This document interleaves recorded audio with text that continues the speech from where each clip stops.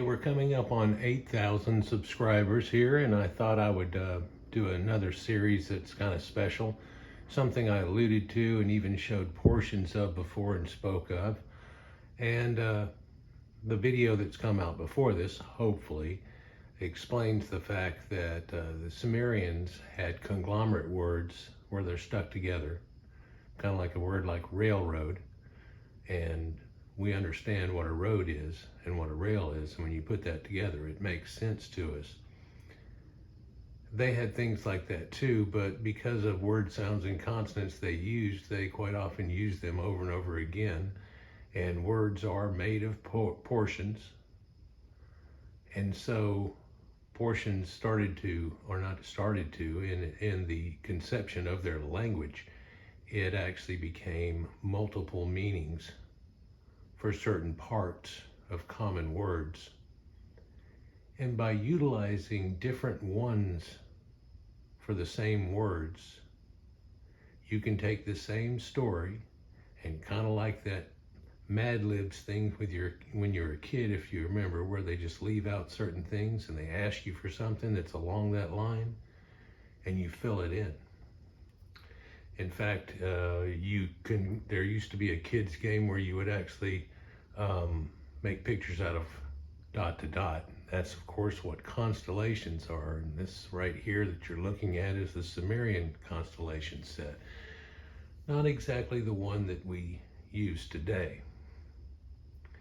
But then again, there's a story making that was written in the stars. And so it had to be true and it had to be sacred because God and the gods had all set it up this way to where you could go through these pictures. And of course, a bull could sometimes become a donkey and later a horse. It's not really for the scope of this video though, but if you'll look here, what we're looking at is the band of the Milky Way running through and veering right. And if you've ever been out way from a city or any city, you'll see at nighttime that there's this concentrated patch, and what we're actually looking is bifacial cross through a portion of the Milky Way. Of course, we're on a part of that too, and we can't see the other side of it. And you've seen what galaxies look like, or we're in one of those ones that have multiple swirls to it, kind of like a swastika, if you will.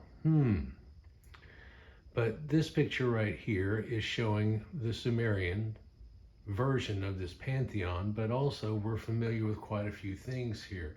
In the top middle, there's Taurus. Just to the left of him and on top of the water is Orion. And the water that's running through there is the band. In fact, his foot is stuck in the water.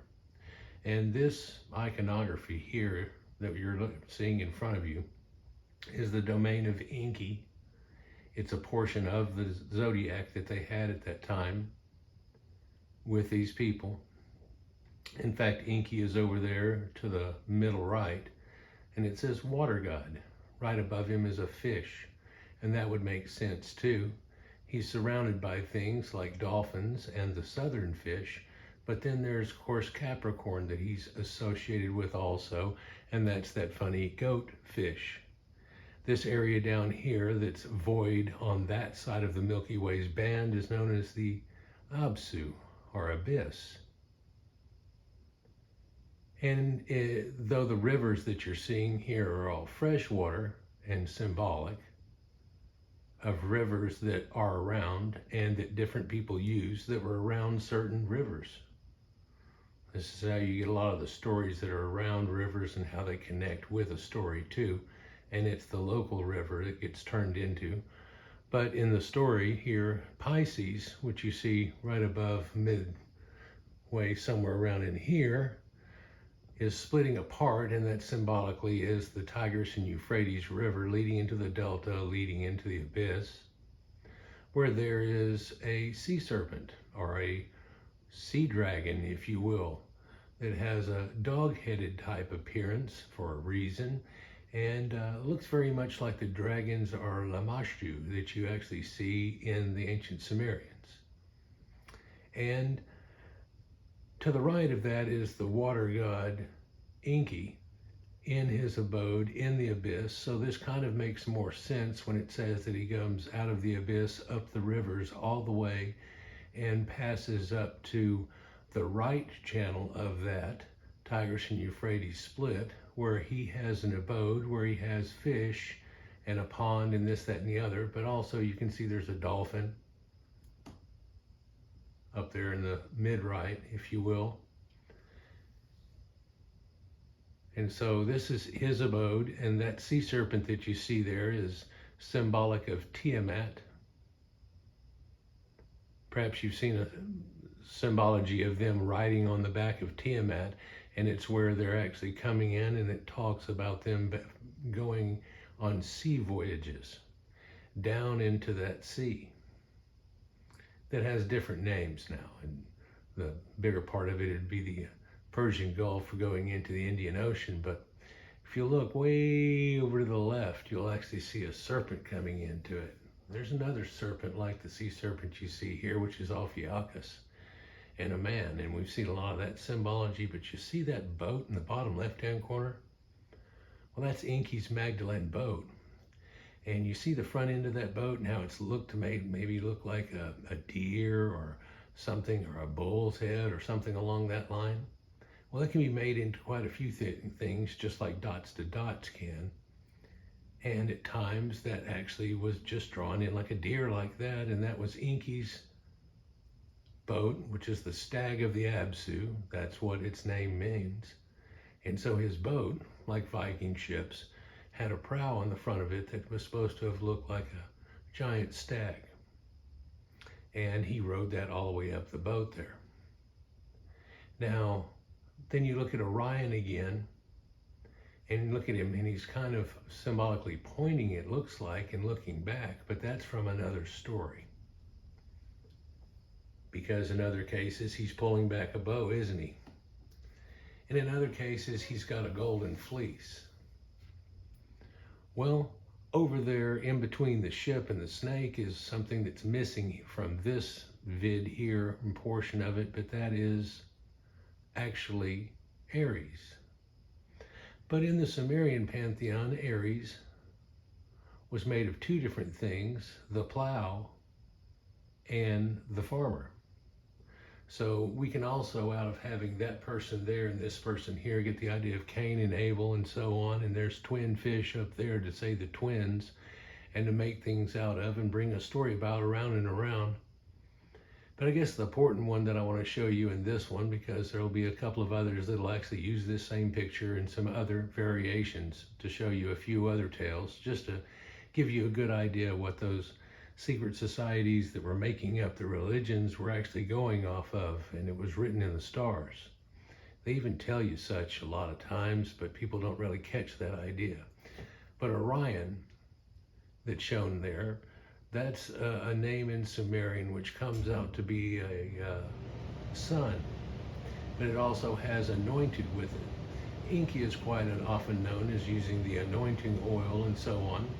And there's that ship that he uses coming up there. In other tales, this is a different person, if you follow me in the idea that's going on. And a different story is told through the little going around here off of it, because the name of that boat, in a secondary meaning in Sumerian, is Agu, which transposes into ancient Greek is Argo, which is from the Iliad and the Odyssey. And all of a sudden this abyss and the rivers and everything else comes out to be the Mediterranean and other rivers that run into it.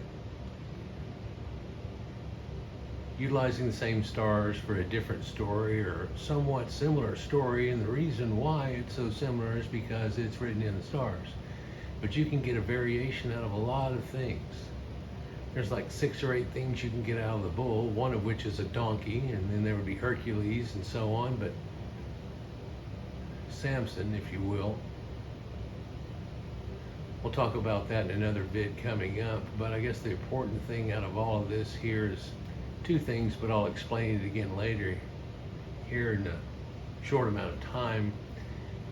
That right there is Neptune, my namesake. That's the Kraken. It's also known as Cetus the whale. Has to do with Jonah and everything else that goes on there. And of course, Jonah was going up to the Tigris and Euphrates, and there it is right up there, and that story that goes on. But that anointed one, the man, the good shepherd, there he is. In fact, there's Jesus Christ walking on water right out near a ship. You see, but the part down below him leads into a sea, so that's the reason they had to conflagrate the idea of a lake, Tiberias, and turn it into a Sea of Galilee.